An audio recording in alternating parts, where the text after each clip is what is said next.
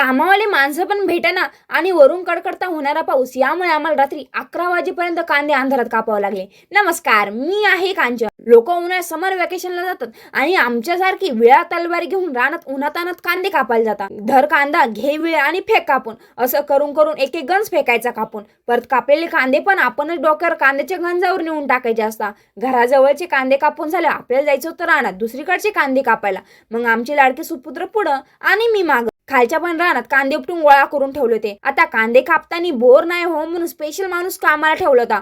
मग निम्मे अर्धे कांदे कापून झाले आपल्याला जायचं असतं घरी. मग घरी आल्या चावी घेतली, ट्रॅक्टरची पेन घेतली. मग काय रावडी राठोडची डुप्लिकेट कॉपी मारून केला ट्रॅक्टर सुरू केल्यानंतर स्टार्टिंगला मागं पुढे घेऊ काढलाच ट्रॅक्टर शेडच्या बाहेर. त्यानंतर जायचं असतं ट्रॅक्टर घेऊन बैलगाडी जोडायला. आता बैलगाडी कशाला तर कांदे भरून आणायला. मग काय ट्रॅक्टरला बैलगाडी जोडून बैलगाडी रिकामी जाऊ नये म्हणून पिटकोल्याला टाकून आणते रान. मग ट्रॅक्टर सावलीत लावून कांद्यावरचं पात बाजूला सोडून आपल्या भरायचे असते कांदे. मग काय आडवी टोकरी लावून टाकले सपा टोकरा उचलून बैलगाडीत. निम्मा अर्ध बैलगाडी काय भरत नाही, वरून लगेच आभाळाने दर्शन दिलं.